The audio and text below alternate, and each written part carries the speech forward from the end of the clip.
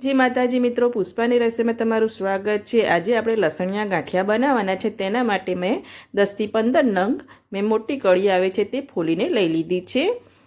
હવે એક જાર લઈશું। પહેલાં આપણે તેને મિક્સર જારમાં લઈ લેવાનું છે। જારમાં એડ કરી દઈશું। પહેલાં તેને પાણી એડ કર્યા વગર થોડી દરદરી પીસી લઈશું।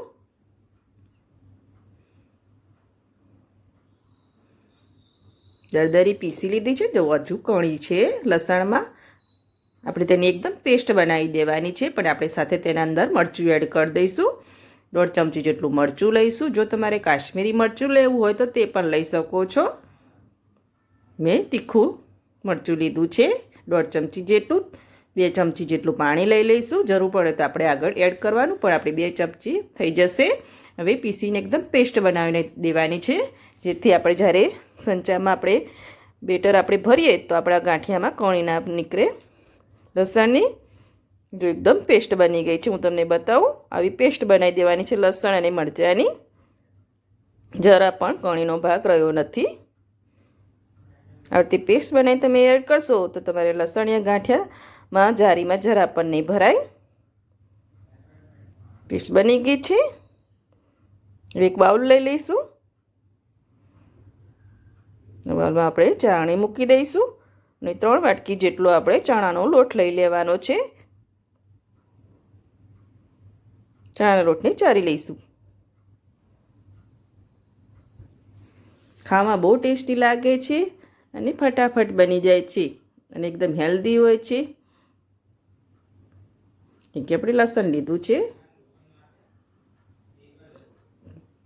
હવે મસાલા કરીશું। તેમાં 1 ચમચી જેટલો મેં અજમો લઈ લીધો છે। આ અજમાને હાથમાં લઈને થોડો મસીવી લઈશું। અજમો જરૂરથી એડ કરવાનો છે, તેનાથી જ આ ગાંઠિયાનો ટેસ્ટ વધારે આવશે। તમારે મરી પાવડર લેવો હોય તો તે પણ લઈ શકો છો, પણ મેં તીખું લાલ મરચું લીધું છે એટલે મેં મરી પાવડર સ્કીપ કર્યો છે। અડધી ચમચી જેટલી હળદર લઈ લીધી છે। સ્વાદ અનુસાર મીઠું લઈ લઈશું।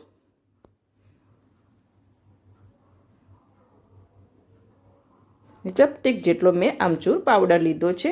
બહુ વધારે નથી લેવાનો, અડધી ચમચીથી ઓછો એકદમ ચપટીક જેટલો જ લેવાનો છે। તેનો ટેસ્ટ બહુ સરસ આવે છે। જો તમારે ના લેવો હોય તો તમે 1 ચમચી જેટલો લીંબુનો રસ લઈ લેજો।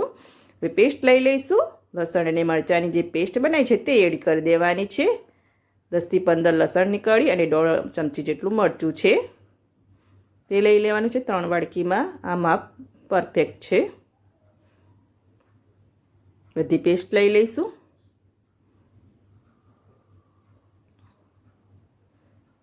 એક ચમચી જેટલું તેલ લઈ લેવાનું છે।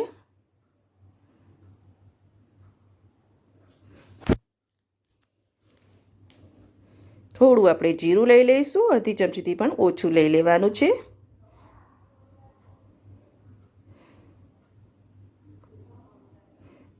લોટમાં સરસ આપણે મસાલા મિક્સ કરી લઈશું।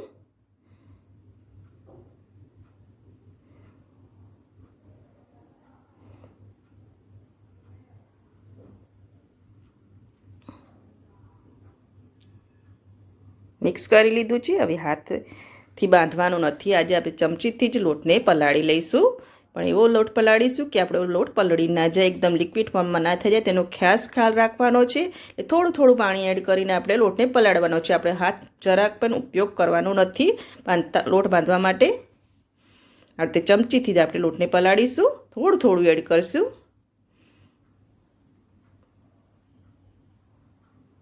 થોડું એડ કર્યું છે, હજુ લાગે છે થોડું હજુ એડ કરીશું। એકસાથે બધું નથી એડ કરવાનું, થોડું થોડું લઈને એડ કરવાનું છે। આ રીતે પલળેલા લોટને ગોળ ગોળ તમે ફેરવશો એટલે લોટ સાઈડમાં કોરો હશે તે પણ સરસ પલળી જશે। પાણી નાખતી વખતે બહુ જ ખ્યાલ રાખવાનો હોય છે। જો ઢીલું થઈ જશે તો તમારે લોટ એડ કરવો પડશે, પણ તમે આજે લોટ બાંધ્યા વગર જ આપણે આ સેવ બનાવવાની છે। લોટને પલાળીને જો સાઈડમાં કોરો લોટ હતો તે પણ અંદર એબ્ઝોર્બ થઈ ગયો છે। જો અને બેટર આપણું ઠીક જ છે ગાંઠિયાનું। જો લોટનું ટેક્સચર બતાવું કે આ રીતે તમે ચમચાથી પાડો તો 2 થી 3 સેકન્ડ લાગે ત્યારે પડે છે। એકસાથે ફટાફટ નથી પડતું એવો લોટ પલાળવાનો છે આપણે, એકદમ લિક્વિડ ફોર્મમાં નથી કરવાનો। જો થઈ ગયો છે આપણો ગાંઠિયા માટેનો લોટ બંધાઈને રેડી। એને 5 મિનિટ માટે રેસ્ટ આલવાનો છે. ત્યાં સુધી આપણે તેલ ગરમ કરી લઈશું. તેલ ગરમ થઈ રહ્યું છે બાજુ, ત્યાં સુધી આપણે સેવ માટેનો સંચો લઈ લીધો છે અને આ મોટા ગાંઠિયા માટેની જારી લઈ લીધી. આનાથી મોટા ગાણાવાળી જારી પણ હોય તો તે પણ ચાલે, પણ મારે મીડિયમ છે તે લઈ લીધી છે. તેના પર થોડું તેલ લગાવીને મૂકી દઈશું. સંચામાં તેલથી ગ્રીસ કરી દીધું છે સરસ. હવે લોટ પલાળીને રાખ્યો છે ગાંઠિયા માટેનો, તે લઈ લેવાનો છે, તે ભરી દેવાનું છે આપણે સંચામાં.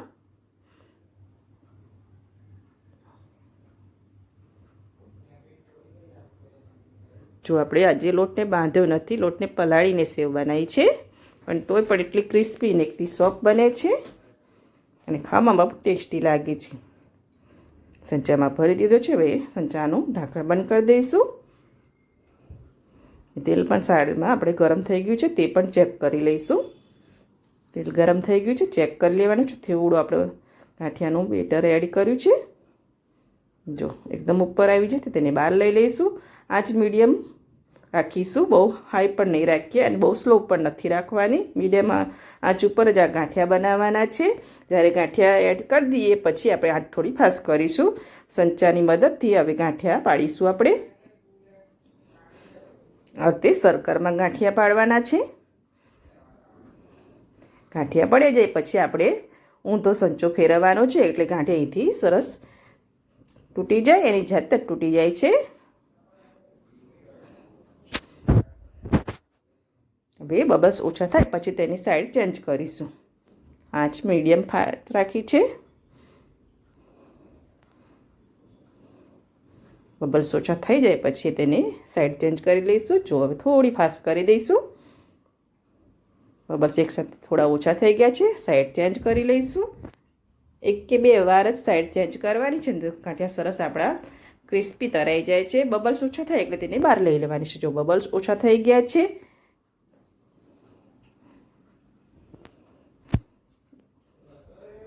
હવે તેને આપણે બહાર લઈ લેવાના છે. બબલ્સ એકદમ ઓછા થઈ ગયા છે. એકદમ દેખાઈ રહ્યું છે કે ક્રિસ્પી તરાઈ ગયા છે આપણે લસણિયા ગાંઠિયા. હવે તેને બહાર લઈ લઈશું. બીજો એક સંચો પણ તમને બતાવી દઉં કે રીતે પાડવાનો.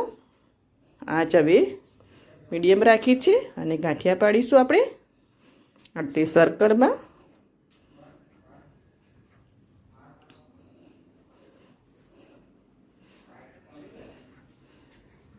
પછી ઊંધો સંચો ફેરવશું એટલે ગાંઠિયા અહીંથી તૂટી જશે એની જાતે જ. થઈ ગયું છે. હવે બહાર લઈ લઈશું. હવે બબલ્સ ઓછા થાય પછી તેની સાઈડ ચેન્જ કરીશું. આ રીતે 1 થી 2 વાર તેની સાઈડ ચેન્જ કરતા રહેવાનું છે અને ગાંઠિયાને તળી લેવાના છે. તળવામાં બહુ ઉતાવળ નથી કરવાની.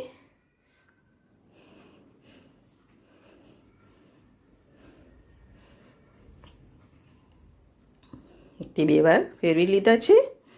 બબલ્સ ઓછા થાય પછી તેને બહાર લઈ લઈશું. બબલ્સ ઓછા થઈ ગયા છે. જો એકદમ ક્રિસ્પી આપણા લસણિયા ગાંઠિયા બન્યા છે. આ રીતે આપણે બધા લસણિયા ગાંઠિયા બનાવી દઈશું. 3 વાડકી બેસનમાંથી આપણે 5 થી 3 ખાજા જેટલા આપણે લસણિયા ગાંઠિયા બનાવ્યા છે. બનીને રેડી થઈ ગયા છે. દેખવામાં જ એટલા બધા ક્રિસ્પી લાગે છે. તમે એકવાર જરૂરથી ટ્રાય કરજો અને ખાવામાં પણ બહુ ટેસ્ટી લાગે છે અને ફટાફટ બની જાય છે. જો એકદમ ક્રિસ્પી છે. હું તમને તોડીને પણ બતાવું. એકદમ ભૂકો થઈ જાય છે. એકદમ ક્રિસ્પી એવા લસણિયા ગાંઠિયા બનીને રેડી થઈ ગયા છે. એકવાર જરૂરથી ટ્રાય કરજો. અને જો તમને અમારી લસણિયા ગાંઠિયાની રેસીપી ગમે તો મારા વિડીયોને લાઈક કરજો, સબસ્ક્રાઈબ કરજો, એટલે કાન જરૂરથી દબાવજો. એકદમ ફટાફટ બની જાય તેવા લસણિયા ગાંઠિયા.